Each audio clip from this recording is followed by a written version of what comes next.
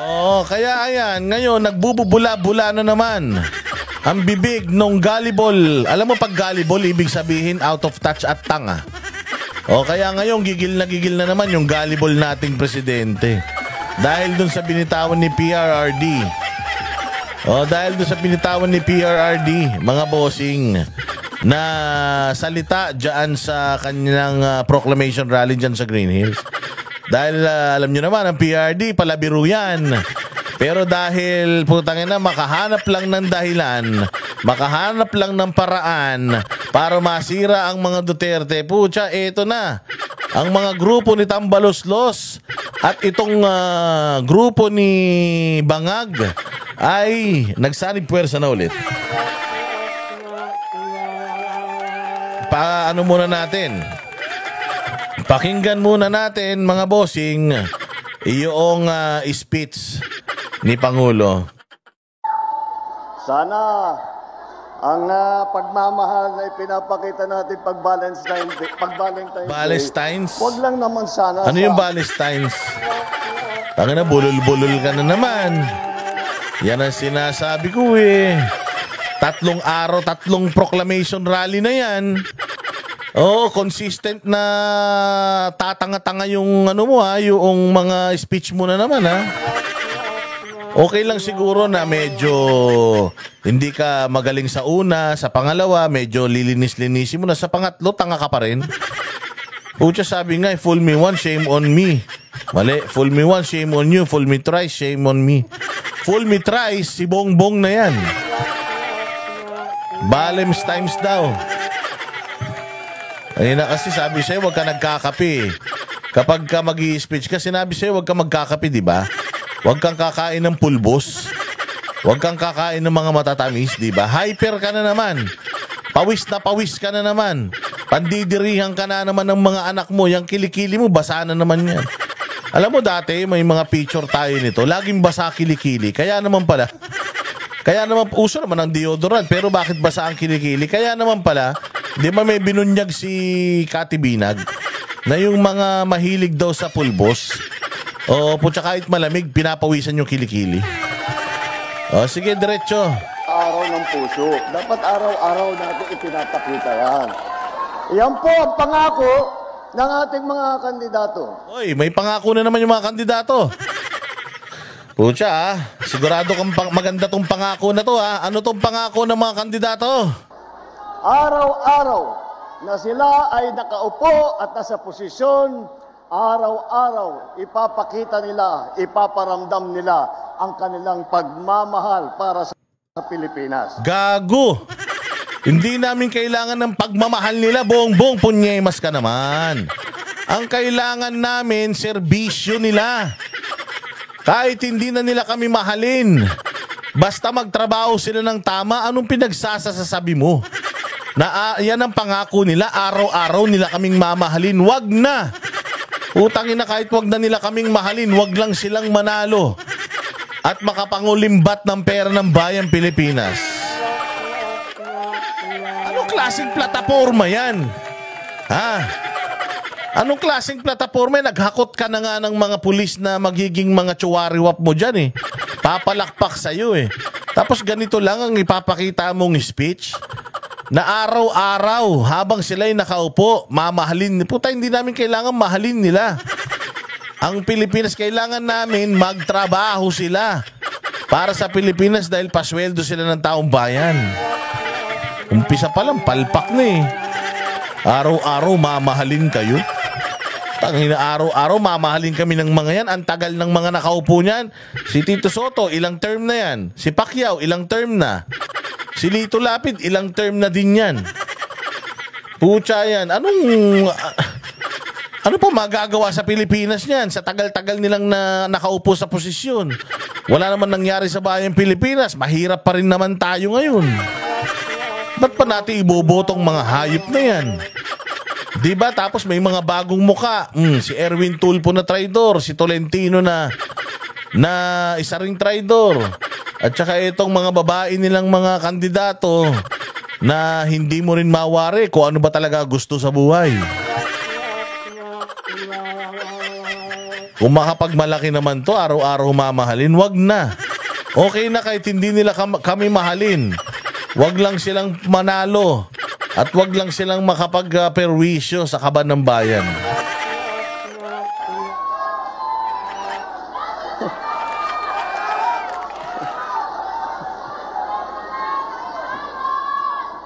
Alam niyo po, nakakagulat. Alam nyo kaya distracted si Kumag dito? Ang daming sumisigaw daw na Duterte dyan. Dyan daw sa rally na yan sa Tagum, ang dami daw sumisigaw na Duterte. Tapos eto, may na-receive pa tayong text. Wait lang ha. May na-receive tayong text. Ayan oh. Nakalagay dito.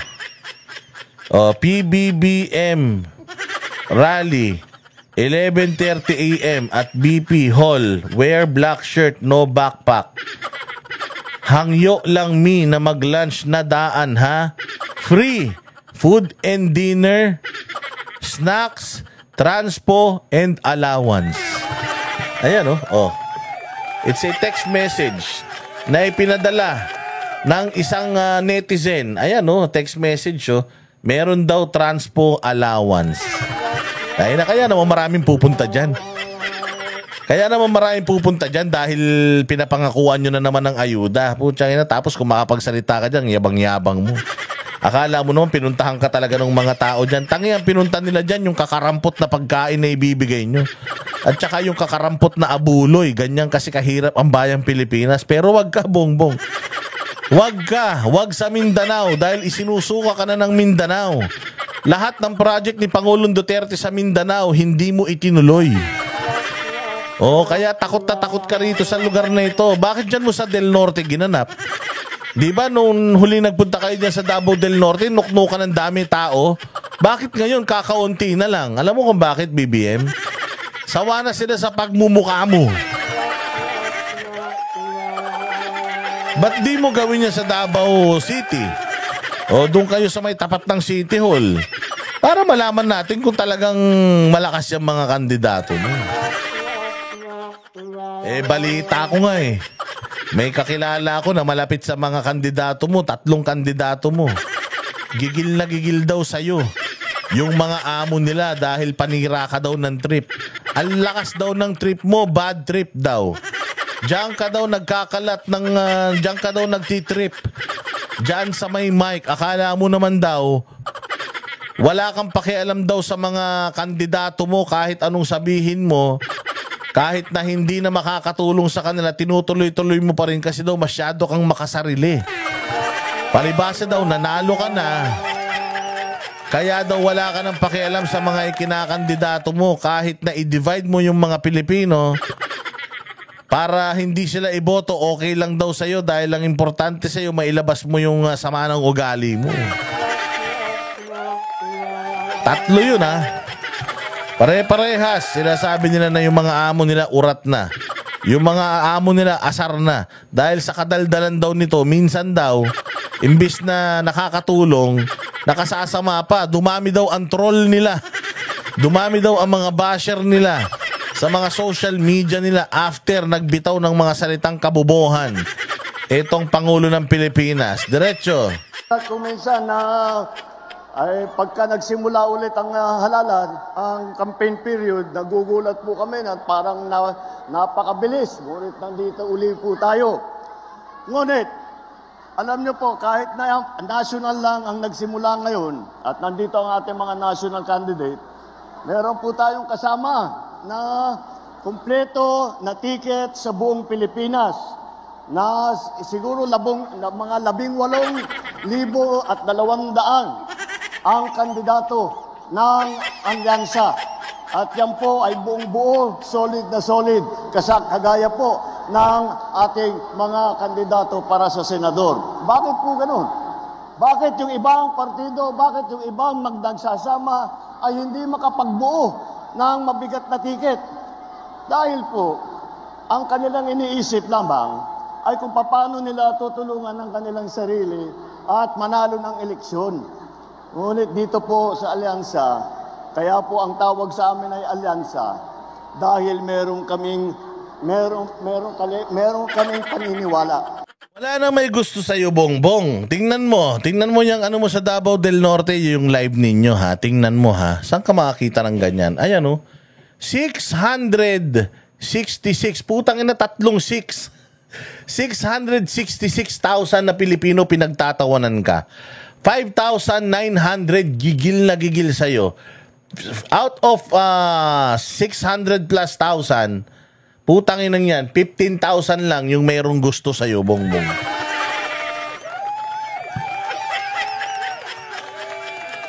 Isama na natin yung 5,800. So, sige, 20,000. Pero putang ina, 666,000, Bongbong. 666. Pinagtatawanan ka, tapos kung makapagyabang ka, akala mo hindi kayo matatalo. Feeling mo mananalo kayo. Alam mo ba yung mga nagpunta dyan sa meeting de avance mo sa Davao del Norte? Kalahati lang yan ang nagpunta sa meeting de avance ni Pastor Apollo Kibuloy noong February 11. Wala pa sa kalahati yan. Yung kanilang mga simultaneous na mga gathering, na proclamation rally. Pucha, di hamak naman.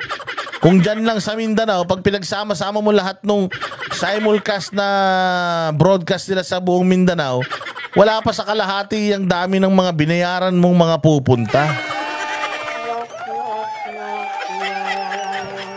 Ayan, 666 laughing emojis, 15.4 likes, 59 hate, 5558 heart, tapos yung umiiyak 1,400.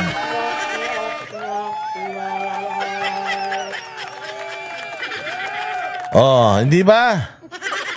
Pag tiningnan mo yung mga nag-like, pucha, iisa, dalawa, tatlo, apat, lima yung mga friends nila.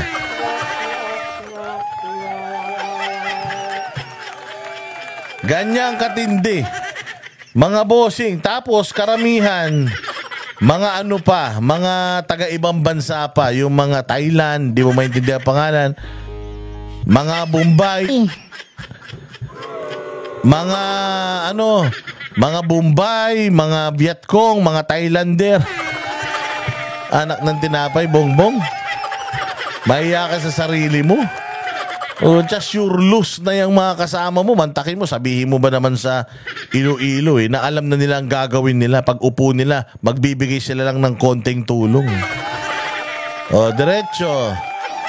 Na lahat ng kailangang gawin para sa ating bansa ay kailangan magtulungan lahat ng Pilipino, lalong-lalo na ang mga opisyal na magiging senador, lalong-lalo na ang mga nakaupo sa taas sa matataas na opisina.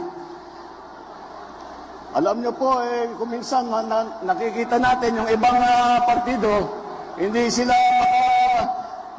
nagugulat sila, natatakot yata sila sa inyo. Ha? Natatakot sila? Sa mga yan? BBM, puntahan mo yung mismong yung mismong live stream mo. Diyan mismo sa page mo na yun. 666,000 yung natatawa sa'yo. Ka matatakot sa mga yan? Sino ba yung mga yan? Putang na, matatakot ka siguro kapag hinamon kayo ng drug test ng mga PDP laban. BBM game? Drug test, pa-drug test lahat ng PDP laban, pati yung mga speaker nila. Sino ba mga speakers? Ayan, si Bongbong, si PRRD, magpa-drug test kayo. Tingnan natin kung di umatras ang bayag niyan. Dahil pagka nakita ang line-up ng alyansa, kung ano-ano na sinasabi, narinig lang natin ng isang araw. Wala daw pag-asa, siguro, kanina wala silang pag-asa, kaya papatay na lang sila ng 15 na senador. Sino yung 15? Sino yung 15 senador? Napapatayin. At saka, 12 lang senador mo So, hindi kayo yan. At saka, bakit ka apektado? Bakit ka nagngangangawa? Akala ko ba wala silang kwenta? Takot na takot sila sa inyo. Bakit panay ang patutsada mo? Tsaka Bongbong Marcos, ganyang kakabobo. Ganyang kakabobo. Imagine pati joke ni PRRD. Sineryoso yung mga tanga kayo.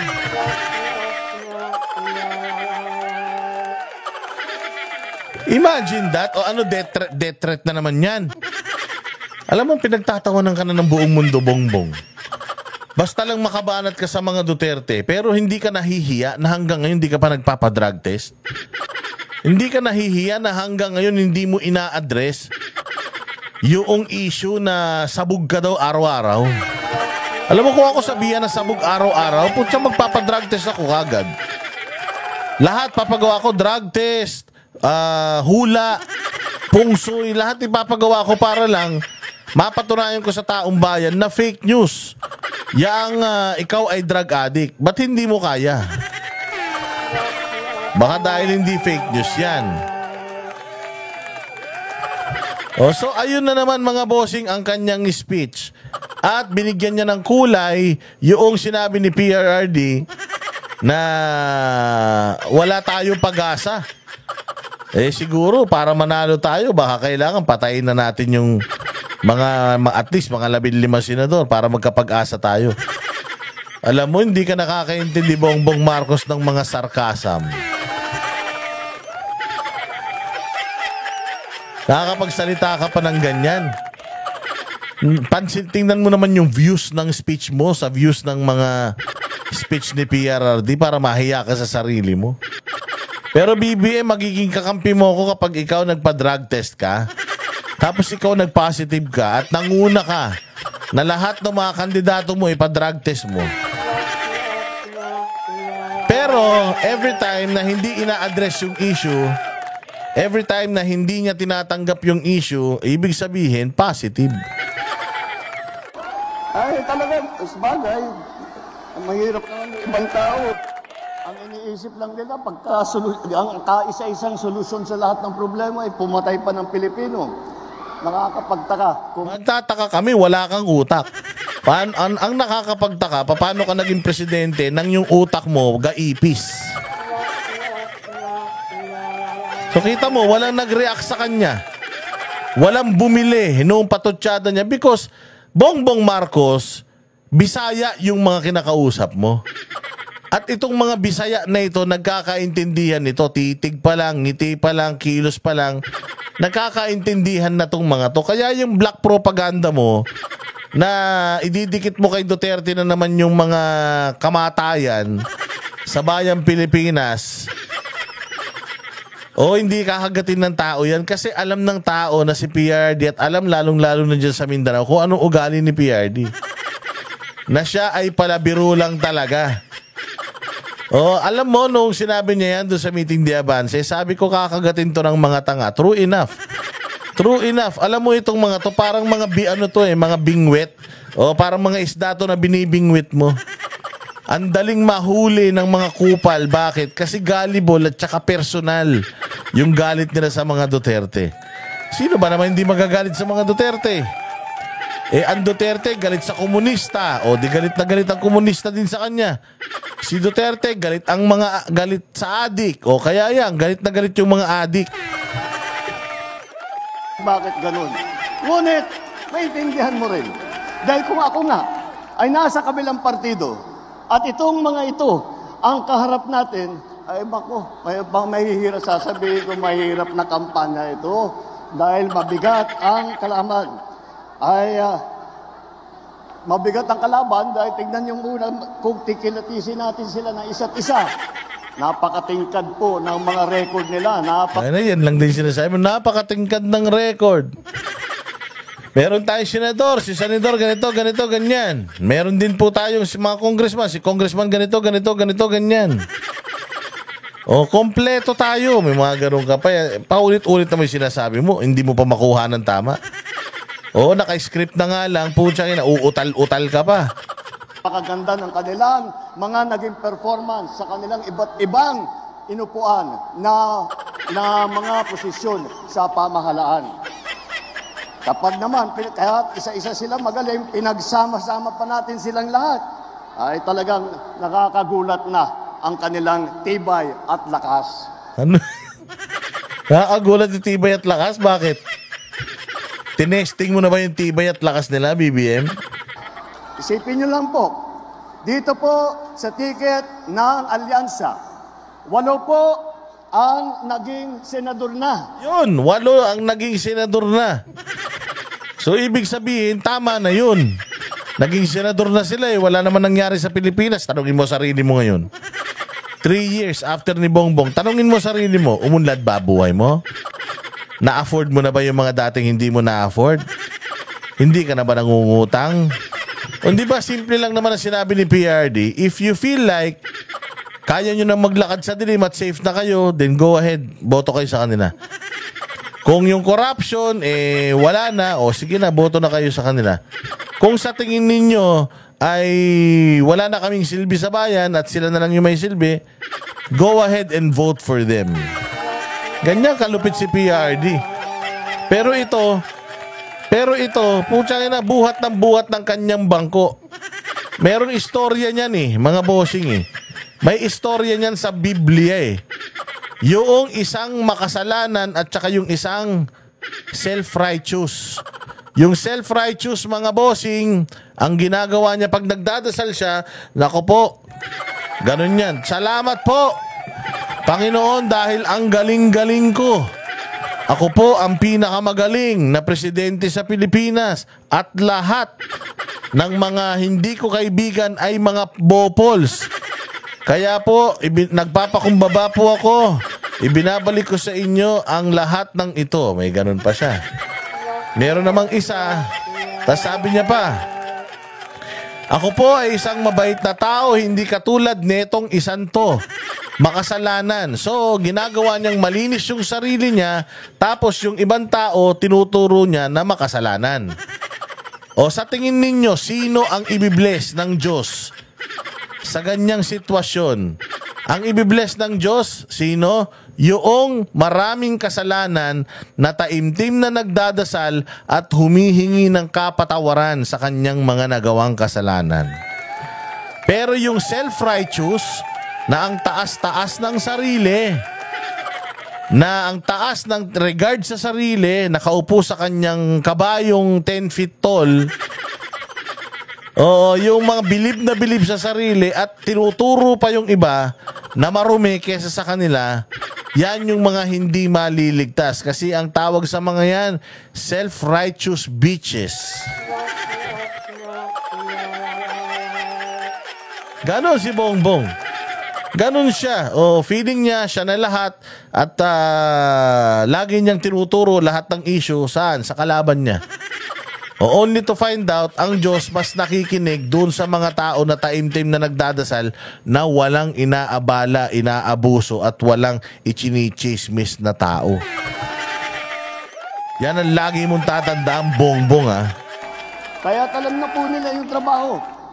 Sila po, si Senator Cayetano, Senator Lacson, Senator Lapid, Senator Marcos, Senator Pacquiao, Senator Rubilla, Senator Soto, Senator Tolentino. Nakita nyo naman po, eto mga nakaharap po sa inyo, sila ay sanay na kapag upo nila, pagka naluklok sila sa kanilang hinahabol na posisyon, hindi na po sila magtataka kung ano yung gagawin nila. Anong gagawin? Hindi na po magtatanong kung kani-kanino kung anong dapat gawin. Alam na po nila ang trabaho nila. Ano nga? Alam na po nila kung sino kailangan kausapin. Ano? Alam na po nila Anong trabaho nila? pinakamainam na paraan Magnakaw para sa mabigyan Pilipinas? tayo ng mas maganda.